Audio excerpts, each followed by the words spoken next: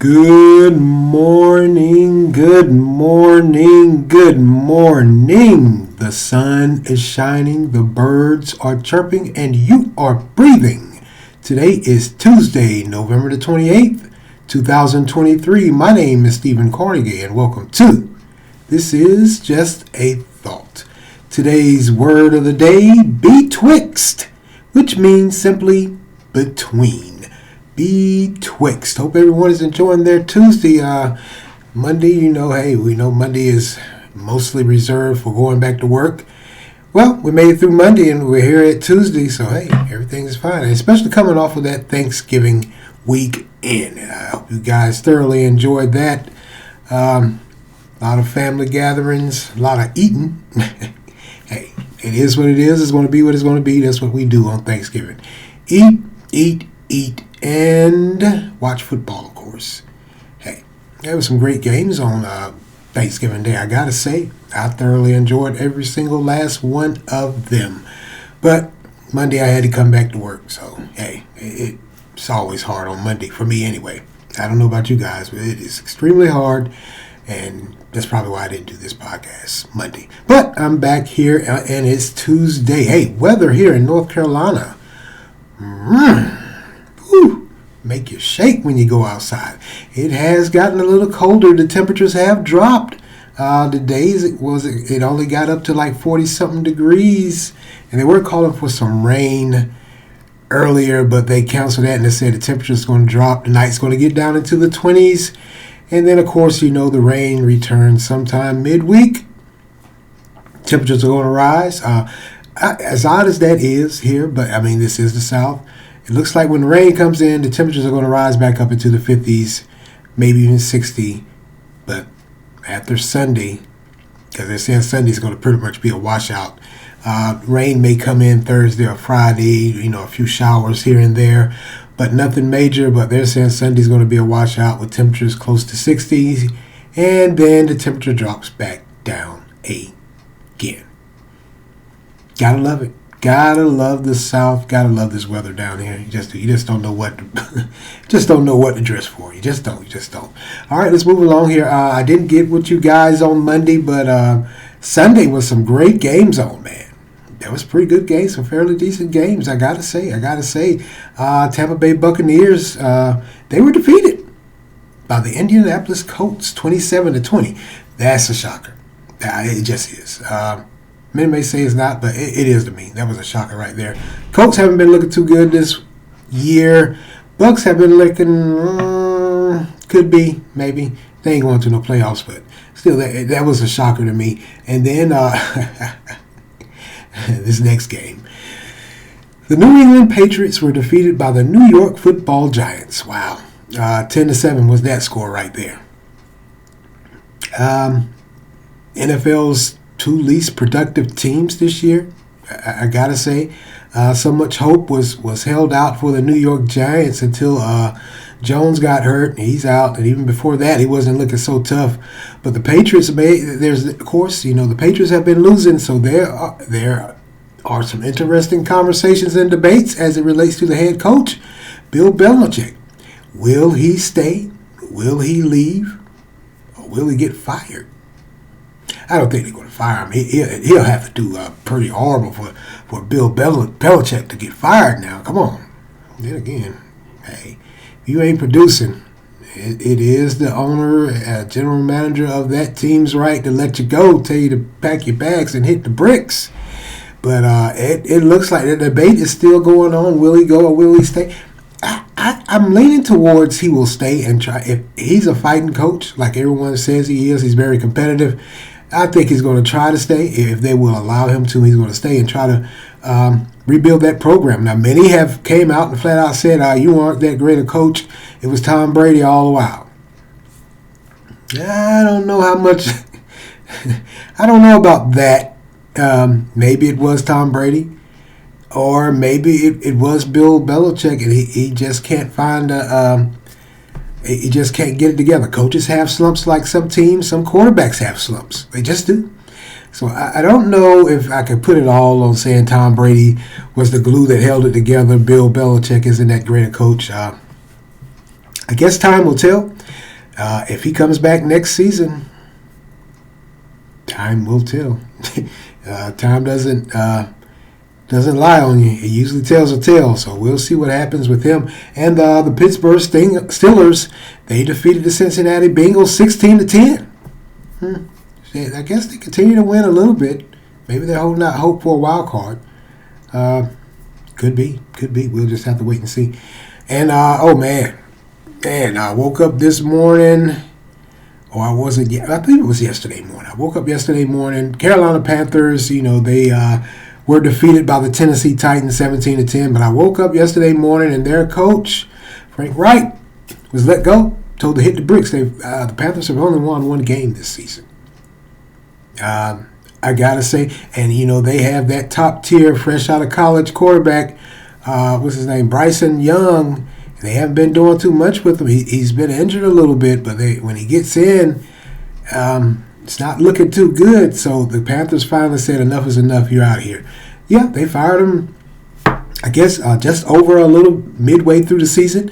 Well, backstory to that is he was hired or appointed interim coach last year around this time, if not a little bit before, a little bit after, because the Carolina Panthers fired that previous coach too. Seems to be a rolling mantra for the Panthers. If you coach at the Panthers, man, you got to stay up on your job. They'll let you go quick. Looks like Frank White is out. Frank Wright, however you say this guy's name. He's out. The same way he came in is the same way he went out. Now there's an interim coach that's taking over for the remainder of the season. We'll see what he can do. I don't think they're going to allow or they're going back to keeping the interim and then promote him to coach. I think they're going to flat out look for another coach. Maybe they should. Not maybe, they should. I mean, there's too many teams in the NFL that have these top tier young quarterbacks or whatever, or receivers or whatever.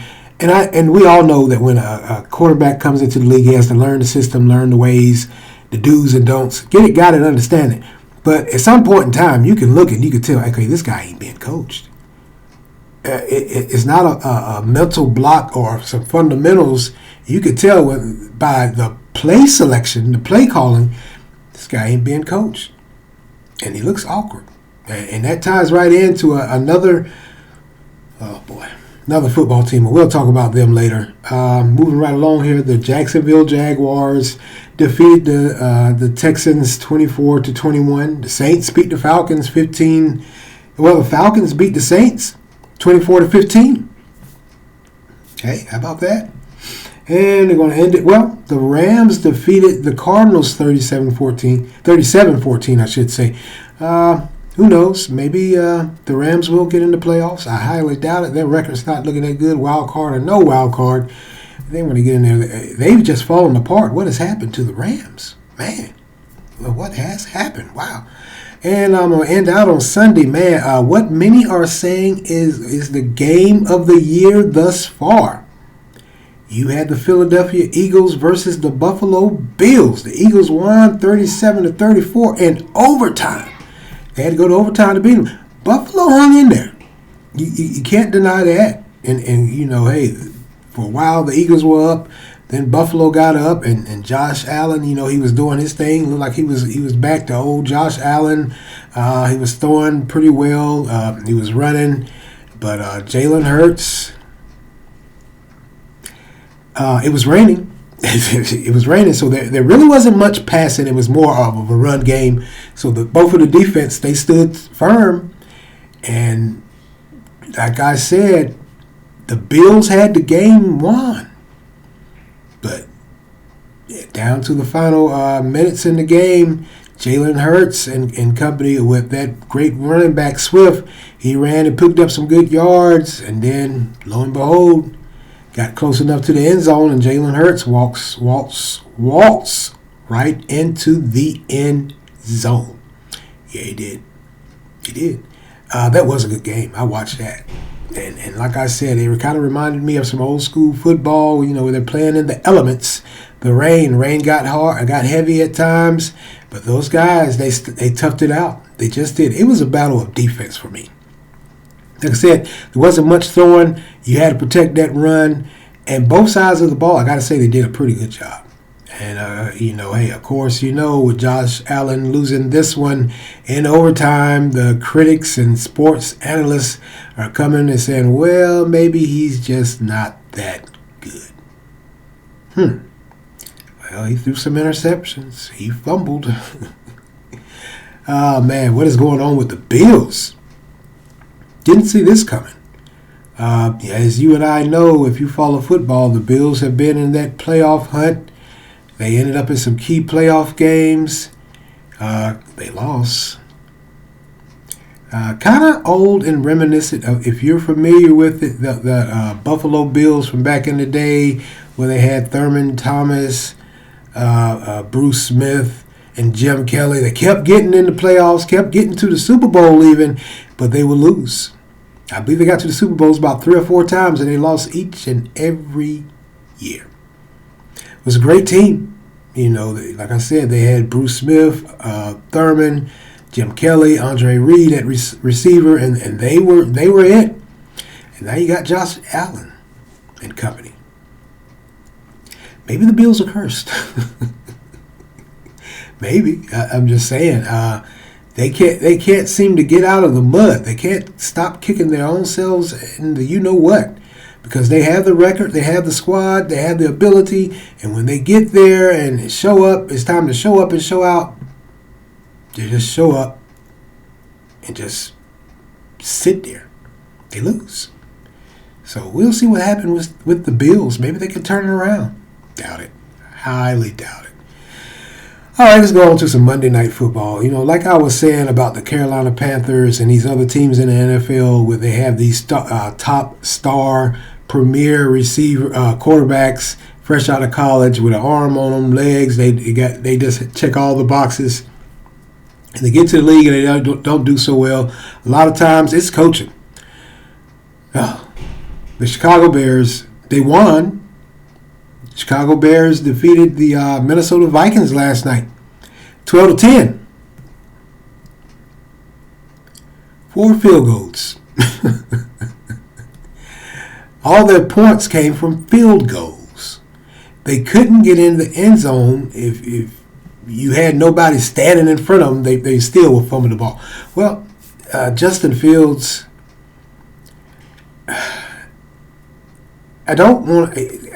me personally, I think he's a good quarterback.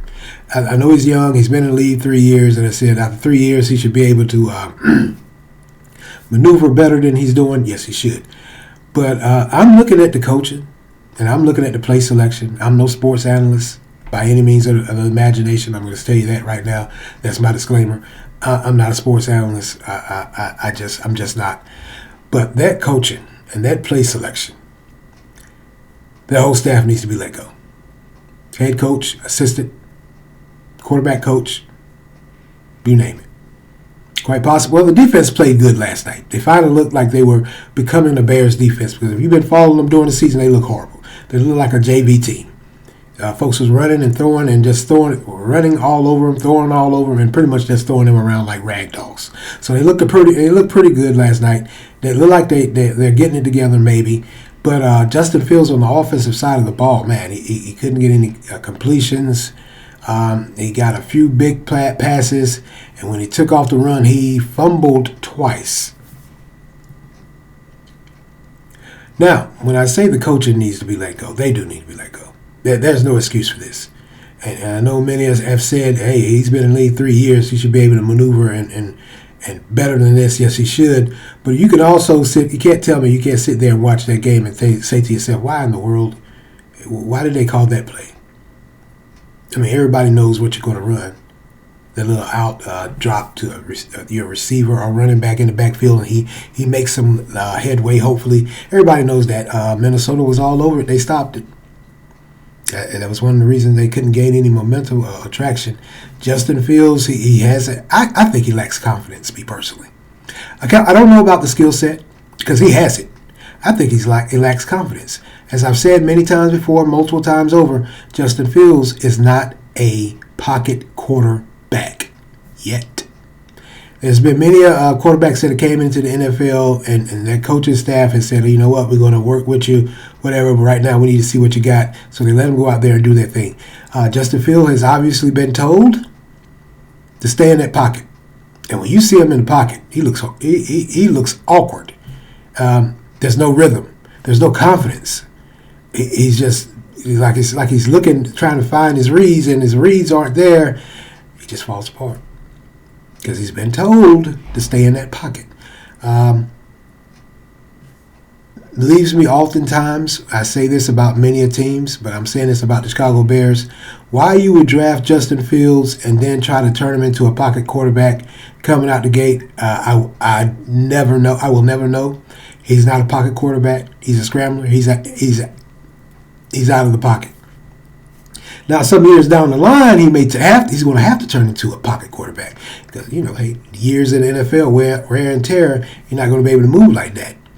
But I would think you spent all that money on this guy, and they spent a lot. You spent all this money on this guy, and yet still you're trying to bash him in the head, beat it into him that he's a pocket quarterback, and he's not producing. And your record looks horrible, your play looks horrible, yet still, but you're sticking to the same old plan. You're running the same old plays. You got your starting quarterback so out of swag, he doesn't know what to do. He just doesn't.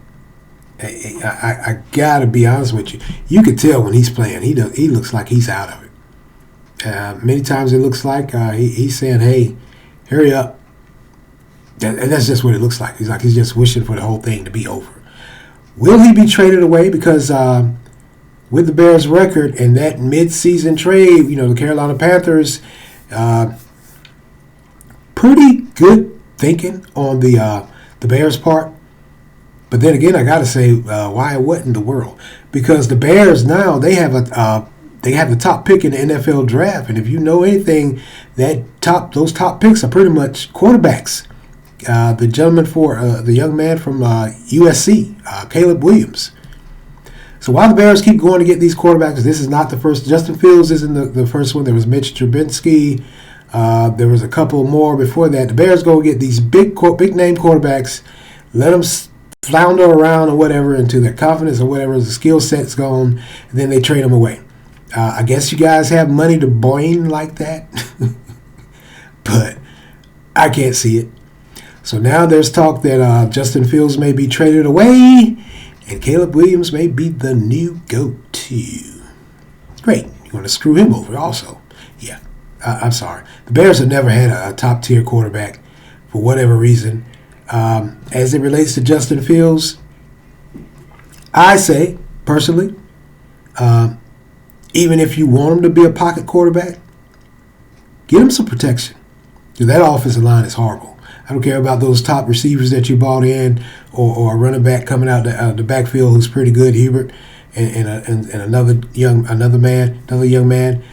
He ain't got no protection. That offensive line is horrible. I probably could beat him off the ball and get me a sack or two or disrupt the play. And I'm out of shape like nobody's business. I'll tell you that coming out the gate. That offensive line is horrible. You're screaming and yelling for this guy to be a pocket quarterback. One of the key things about those pocket quarterbacks, they got to have some damn protection. If they ain't got no protection, they ain't no good at nothing. So, yeah, I guess the Bears are going, in the offseason, they're going to do some more looking around. This time, how about instead of getting all those nice receivers and running backs or whatever, what have you, and you need to rebuild that defense, you need to rebuild that offensive line more and more. Because whether it's Justin Fields or Caleb Williams out of USC, you guys are going to end up getting somebody hurt. I just don't understand your thinking, your rationale, the things you do when it comes to these selection of these players. I just don't. That maybe it's just me. Maybe that's just me. All right, let's move along here, man. Hey, a little bit of update of sorts, man. Hey, look, months ago, sometime back in April, I believe, of this year, I don't know if you guys remember, there was and she caught some flack and she made the national news. There was a Democratic representative here in North Carolina out towards Charlotte and Mecklenburg County. She was a Democrat. She jumped ship. She's now a Republican, and she has announced that she is seeking re-election. She's going to run. But I guess you can't call it re-election. That she just switched parties. So she's seeking re-election, and now all of this, and now a lot of people are saying they understand the argument, or they're saying, yeah, because if you've been following North Carolina politics, there's been a lot of redrawing of the districts here in North Carolina, and the district she's now in looks like she can apparently win if she wants to, and she does. She made it known. She's made it known she's going to seek re-election next year, and that's that. Now, like I said, she was a longtime Democrat, and she ran for office in 2022 and won. But back in April, she made national news when she switched party affiliation. Now, with that move that she made over to the Republican Party, it gave the Republicans one more seat in the House. And that's what's been the consistency that has helped them to override everything the Democrats and Governor Cooper has come up with. Politics just is. So she's running for re-election. Hey, it's her prerogative. Like I said, at that time when she jumped ship, she left many Democrats in that area around that region. They were pretty upset. They said, hey, we voted you in as a Democrat. How could you? How dare you? Well, she made her mind up. Apparently, there was some strife, if I could say that, between her and the Democratic Party as it relates. I believe it was that abortion rights. I believe that was the main reason she left. And then she said that they targeted her daughter also. Like I said before, whether Democrat or Republican, I just don't understand the mindset of attacking someone's child, or young daughter, or young man, or whatever, what have you. Don't understand that reason. It's cowardness to me. It's weak. You don't have anything else to bump up against that person that you're in opposition with than to talk about their child. So she said, they had some comments about her child, and she decided that they weren't the party for her. Wow. We'll see what happens with her, because and then some Democrats have spoken out also. Now, looks like they have to try to find somebody to run against her. It just does. It kind of made you think, and also, and I'm sorry, I was totally wrong. It wasn't the abortion fight. It was the gun rights. That's what kind of had her. There was she left the Democratic Party at a key point in time when there was a gun legislation bill that was getting ready to be voted on, and they gave the vote to the Republicans, and they threw out the Democratic portion of that bill, or they just created their own bill altogether. So that kind of, like I said, this gun rights, it is certainly needs to be talked about, looked at. There certainly needs to be some changes to those who can own guns in this country. Just does. No arguments for me. Those that have mental health problems, no, you don't need a gun. You just don't. So that was the problem why she switched. And Democrats down there in that district, they have also came out. Not just when she did it, but now they're echoing. They got to find somebody to run against her and take control of that get back control of the House. But that district she's in, I believe they're saying that it muddles towards Republican. So with those key fights, the abortion bill, yeah, that was what part of it, but the main one was the gun rights bill. The abortion bill and the gun rights bill, and her switching parties, that has certainly left a salty taste in some of those Democrats down their mouth, in their mouth, and they want to find somebody to bump heads up against her and take her out. Good luck with that, because if she's running on that Republican ticket, and they've already said, thanks to those redistricting maps, that it leans or muddles towards the Republican Party, I don't think you guys are going to get it. I just don't. Well, we'll see what happens with that. I'll keep you guys updated on that, man. And another update of sorts, I don't think I talked about this But it looks like there was well, let me give you a backstory. There was a professor here at UNC Chapel Hill that was killed back here, I want to say in August of this year. He was killed by a student that was coincidentally working with him. They were scientists. So the student had been interning, or however you word it, he was working with them. And he was a student, and he was working with him, helping him with some experiments. And so when the professor gave him a grade, he gave him a grade that he didn't think, I don't think it was a failing grade. It wasn't a failing grade, just a grade that he didn't think he deserved. So sadly to say, he killed him, shot him, because of that, caused the whole school to be locked down. And of course, after that, UNC went into their, they were looking at how they handled these lockdown situations, because they were saying there were many flaws in that. A lot of people didn't get notified and were still out and about when they should have been locked down somewhere. But long short, he ends up shooting his professor, and the manhunt was on. They end up finding him sometime later in a neighborhood close, not too far from campus. So he's been locked up ever since. But looks like, as of now, he's not going to be able to stand trial. After 2 mental health evaluations from the prosecutor and his defense, it's been determined he's mentally unstable to stand trial. Yeah, I can believe that. That's obvious by what he did. He snapped. He put his all into something, and the grade a grade in recognition he thought he was going to receive, he didn't receive it. And when he didn't receive it, he snapped. He lost it. Seems to be going on a lot as it relates to mental health in this country. Grown folks throwing temper tantrums. I know I say that a lot, and it may sound like I'm glossing over the situation or being a butthead, but that's the reality of it for me. It seems like there's a lot of adults who are throwing temper tantrums when things don't go their way. So they resort to violence. Killing folks. Why did you? I would say, was it that serious? But apparently it was that serious to him. Because he ended up killing the professor. But now they're saying Orange County judge here in Chapel Hill said that he can't stand trial. In Hillsborough, he can't stand trial. He's mentally unstable after those 2 evaluations. But they did add he's mentally unstable for now, because they're going to send him to a place to get evaluated and get some counseling.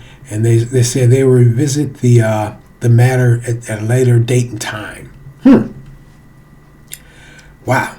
So you get upset because things ain't going your way, and you kill your professor or lab partner or however you word it, and you now have been found to be mentally unstable, and you can't stand trial.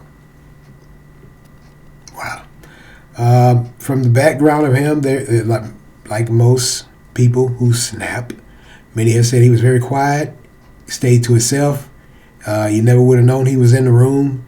That's how quiet he was, how reserved. But apparently something snapped. We know what the trigger was. The trigger was he didn't get the grade in recognition he thought he deserved. Because apparently that professor's, whatever he was working on, his research, it was pretty much known. So maybe the professor didn't include him in the line of contributing people. Maybe the professor was taking all the credit himself. Wow. Certainly is a... I have no words for the mindset of folks, like I said, when they do these things, that when they do what they do and resort to violence because things aren't going their way. Just why? I mean, really? Like I said, we know why. All right, let's move along here also, man. Looks like, wow, Nikki Haley. Nikki Haley, former ambassador to the UN and former governor of South Carolina. She's running for the Republican nomination for the presidency. Look like she's picked up a big-time endorsement. The Koch brothers. You know anything about those? They're conservative billionaires. They endorse these candidates and give their approval or disapproval of these candidates. So they have now endorsed Nikki Haley, which is surprising. I thought they would endorse DeSantis. Maybe there's something. There's some people in the conservative party. Apparently, they don't like him because I thought he would easily got the nomination.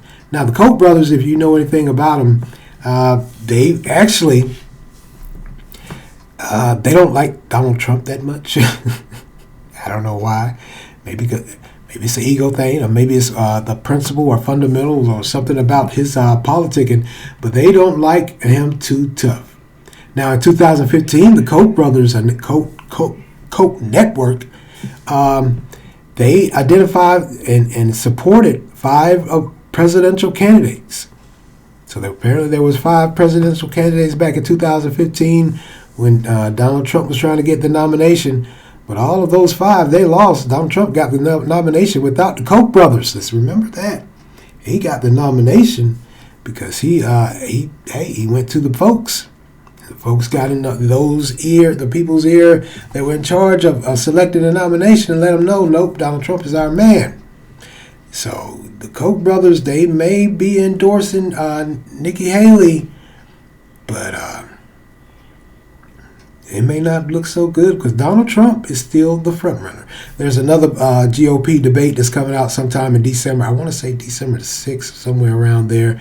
Then, of course, next year we have Iowa. That's the main primary that determines, and by then it should have been dwindled down, but whoever is going to Iowa, that determines, or pretty much under the table, or a slick way of saying, that's the presidential nominee, and he or she is running for president.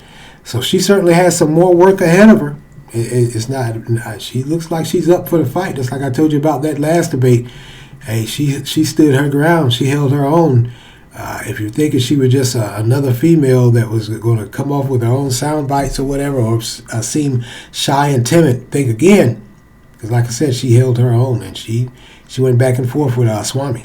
I believe that's the guy's name. She went back and forth with him, and finally she just told him after he made a comment about her daughter, keep my daughter's name out your mouth. So she ain't no rollover, but if she's going to get the nomination to take on Biden, wow. Now, like I said, when I talked about that debate last month or so, they were saying that, some in the Republican Party really don't see her as being a presidential nominee. She could be vice president. I don't think she's thinking vice president, gentlemen. I don't think she's thinking vice president. I just don't. I think she's thinking she wants to be the president. She not only wants to be the Republican nominee for the presidency, she wants the presidency now herself. And she's gonna get it. Wow. The Republican Party, that race is certainly heating up. You see, you have DeSantis, you have former New Jersey Governor Chris Christie, you have Nikki Haley.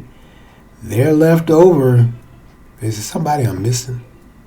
I don't think so. Tim Scott's been gone. So I think those are the last 3, if I'm not mistaken.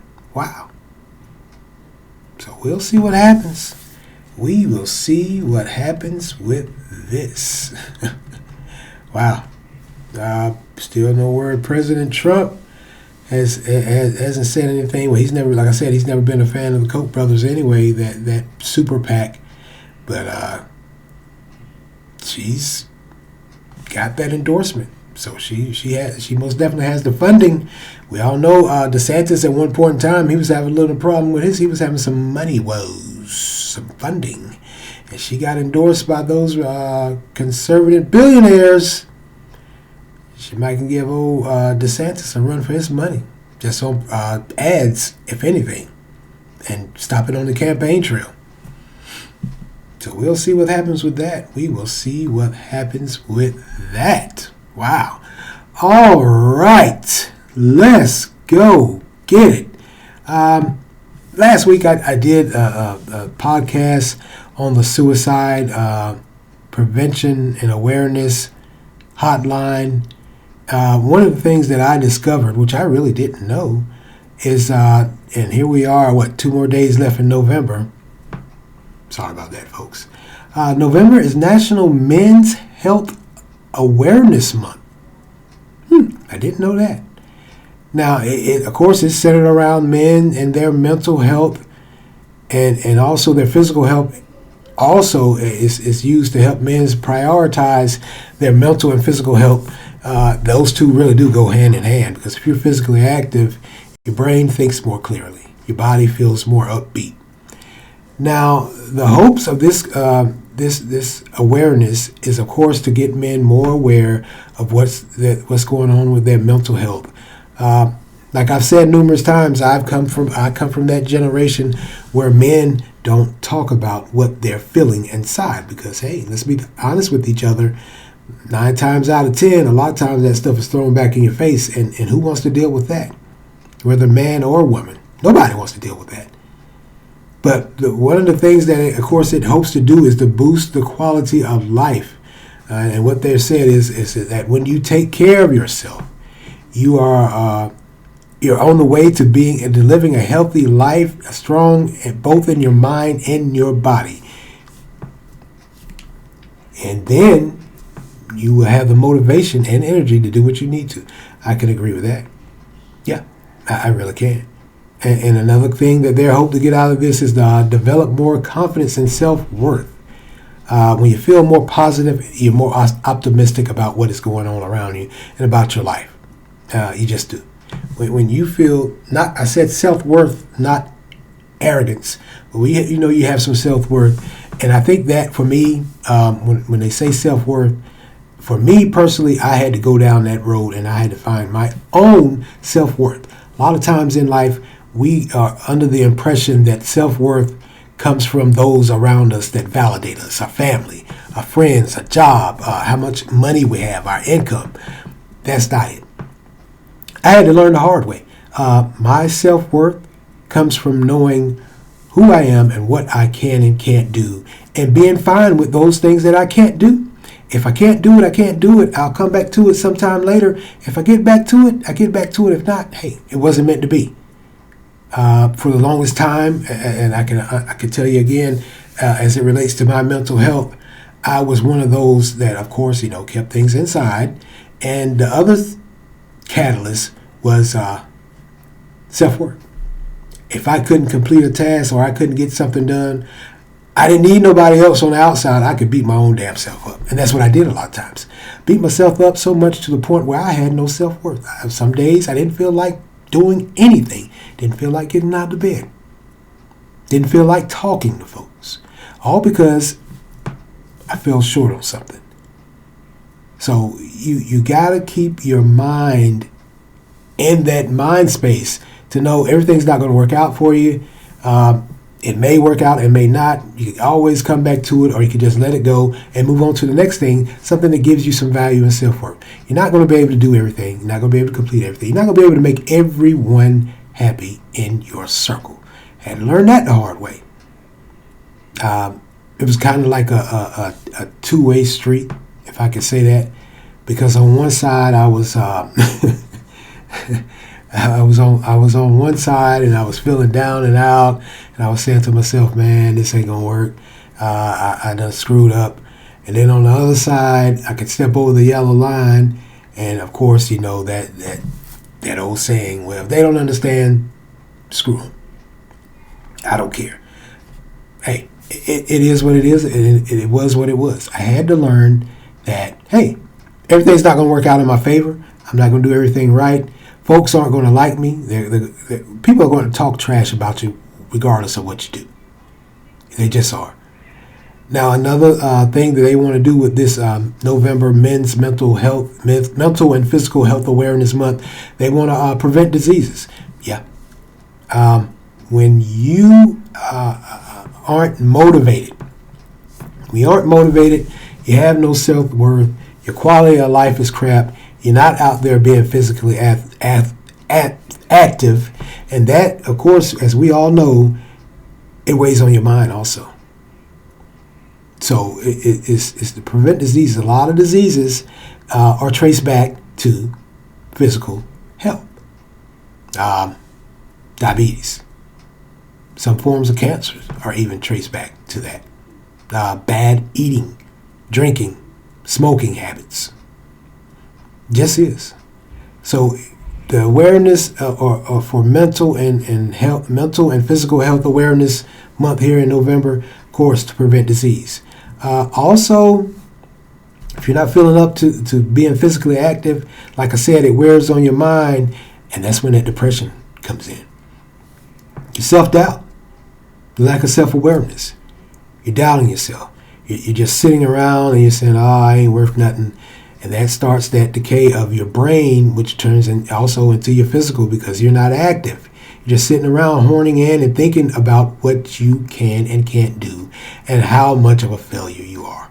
Yep, I was that guy. I went down that road. I would love to sit here and tell you I pulled myself up by the bootstraps. For me, it was prayer. It just was. And I ain't knocking those that go and seek mental health and guidance from these psychologists or counselors or career therapists or motivational therapists or whatever, or life coaches. Hey, those are perfect tools to use. But for me, I had to pray. As I tell you often, I ain't no Bible thumper. I ain't no scholar. I might be one of those old Southern Baptists because I can't cuss you out quite well.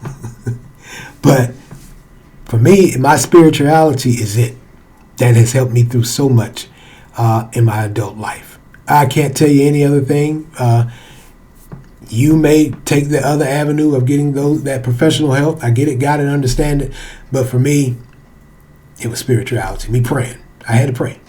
I just did. And it worked out for me. I can honestly tell you, it really worked out for me. Because if it had went the other way, I probably wouldn't be doing this podcast. That's where my motivation and my confidence came from to do this podcast. Like I told you guys a year or so ago, if you were listening, for this podcast, it's my midlife crisis. It's my midlife crisis moment. I started to feel like I had no self-worth. I was sitting around and just feeling like, oh man, I'm worthless. I ain't doing nothing with my life. I began to pray and began to pray by myself. I didn't, I'm not knocking anyone. I didn't run to some pastor and say, hey, pray for me. Oh, Lord Jesus, help me. Please pray for me. I began praying for myself. A lot of times, not a lot of times, more often than not, truth be told, that develops your spirituality. That's what God wants. He wants to hear from you. He's already put the tools in place, but he wants to hear what you feel about those tools and yourself and how it's helping you. So that's what I had to do. So yeah, the things that they want to horn in on and try to get us men in tune with is, of course, boost your quality of life, taking care of yourself, your mental and your physical, develop more confidence and self-worth. Hey, like I said, that was it for me. My spirituality. That's what helped me develop and helped me to do this podcast. It also ties into preventing disease. Yeah, it does. When you have control over your mind, you have control over your physical, and that's going to tell you, get up, get moving, get active. It just is. And of course, with that, it increases your energy. You feel more motivated. You are motivated. You're able to withstand so much because your mind is clear and free. You're able to think clearly and freely. That enhances your emotional resilience. You won't be spazzing out and snapping every time something goes awry. I'm not making light of it. I'm not cracking jokes here, but come on now. Anyone with anyone walking the face of this earth, at this point in time, if you're looking at and paying attention to what's going on around you as far as these people with guns and these people committing suicide or trying to hurt themselves or these mass shootings, the catalyst for me is what I've been able to pick out and what I've been I've heard multiple times over and over and over and over and over again, things aren't going their way. Just like I told you the last podcast, for that suicide prevention, men in their 50s, mid-50s, and men as far up in age as 85 are committing suicide. Why? They haven't increased their emotional resilience. They don't have an understanding, or they have forgotten that life is going to throw a curveball at you. Life is going to knock you on you, you know what? It's going to hit you dead square in your mouth. That's life. And it is. So yeah, you have to have that emotional resilience, and that comes from you becoming, for me, one-on-one, my spirituality. I had to have a little talk with God and myself. It increases your self-esteem when you do that, when you have that emotional resilience. Now, when I say self-esteem, I said self-esteem is, no matter what, I feel good about myself. I'm able to talk to and communicate with others in a responsible, respectful manner. It's not arrogance. When you walk around with your chest bowed out, head held high, and looking down at folks, that ain't self-esteem and confidence. That's arrogance and cockiness, and that usually leads you nowhere but alone. The last place you want to be if you have a mental problem. That's the last place you want to be, is alone. So, if anything could come out of this Men's Mental Health and Physical Health Awareness Month, it should be, and I hope that it will be, that for us as men, we finally take a look at ourselves and how we interact with people, how we interact with ourselves, more importantly. Because when I feel as though, and when I say interact with people, if you haven't had that one-on-one self-reflecting talk with yourself, the way it's going to be faking a facade. It's going to be phony. And eventually it's going to shine through, and folks are going to distance themselves from you. And that's the last place you want to be when you're having those mental moments, when you're lacking that self-confidence and awareness, self-esteem, you're not physically active, and you're just feeling down on yourself. That's the last place you want to be, is alone. Just is. I don't think I need a clinical psychologist degree to tell you that. That's the last place you want to be on this earth, is alone, when you got all of that on your mind. So yeah, I think I wish I could have picked up on it earlier in November. I just didn't. I totally dropped the ball on that one. Because usually I'm in June, and it's Men's Health Awareness Month. If you follow me, you know that's my big thing in June. So now I got something to do for November now. Us as men, like I said, I know I and a lot of you out there, you come from that generation or that time and that moment in history where we don't talk about our mental health. We don't let people know about our emotions and how we're feeling or what we're thinking until it's too late and we're snapping and spazzing out. Then folks will say, well, he was always quiet, but he may have been having something going on. Yeah, he may have been apparently he's had a whole lot going on, because he can't control his emotions, can't control his feelings, and now he snapped. He's freaking snapped. So holding things in, it doesn't help at all. It doesn't help you, and doesn't help those around you. And think about those family members that are left. They have to deal with what you've done when you snap, when you lose it. Because that, like I said before, that appears to be what is the main catalyst, from what I'm observing, for people in this country, in this world. Things don't go their way, they snap. They hold so much stuff in, and then when they let it out, it's like a bomb going off, like a nuclear bomb. It just spreads out. Everybody can get it. Just does. So, if I can say anything to anyone out there that may be listening, hey, get some help. It ain't soft. It ain't weak. It just ain't. And I got to be honest with you, it's not. It's not weak.